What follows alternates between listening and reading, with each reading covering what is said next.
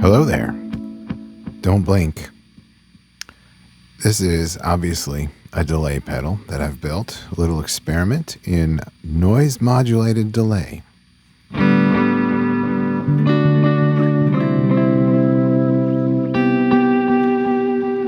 This is kind of a prototype about the name and the artwork. If you know the reference, you know the reference. If not, it'd take too long to explain.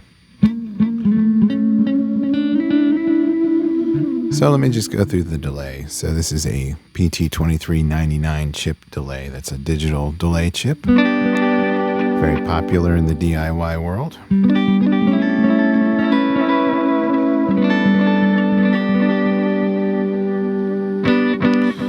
You get a level control here.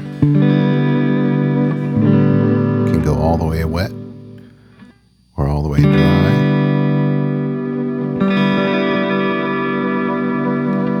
R is for regeneration.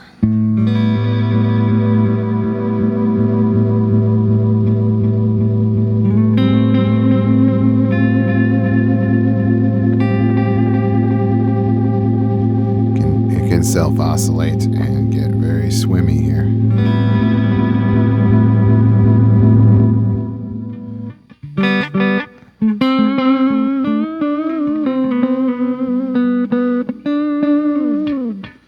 Or just one repeat. Next we've got the delay time, of course. Turning it up is very short. Turning it down is very long. Like most PT2399 delays, it gets very noisy when you turn up the delay time because the chip just kind of runs out of memory.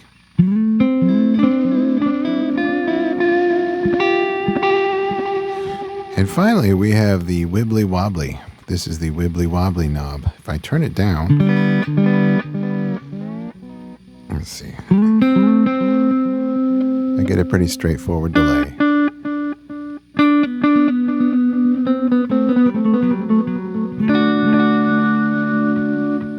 What this knob does is it modulates the delay time, but not with an LFO like most modulated delays, but with low frequency noise, some noise that's been filtered down to subsonic frequencies.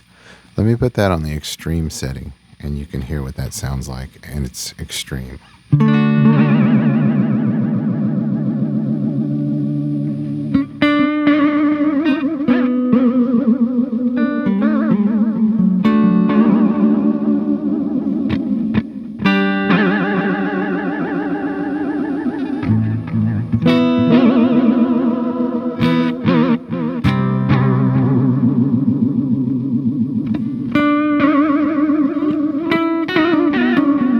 So unlike an LFO, which would be kind of predictable, the modulation is just kind of all over the place on this.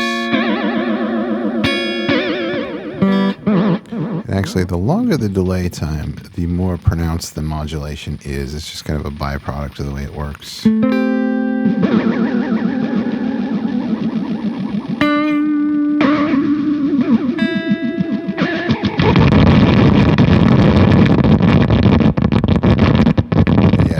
Sometimes too.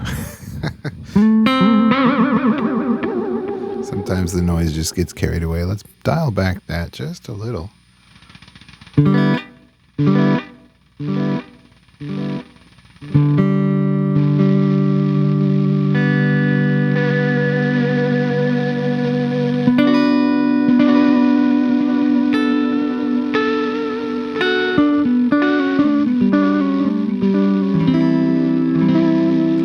Definitely lo-fi, grungy, and not great if you want to do beautiful ambient music.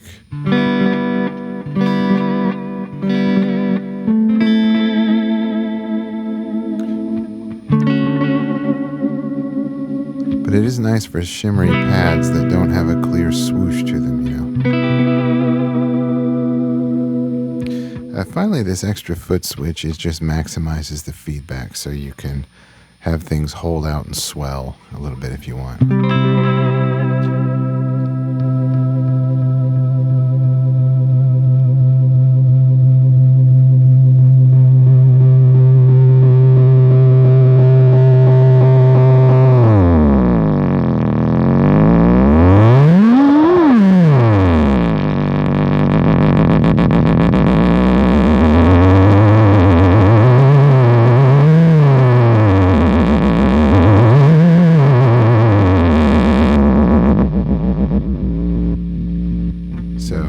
if you want to do the spaceship noises thing, right?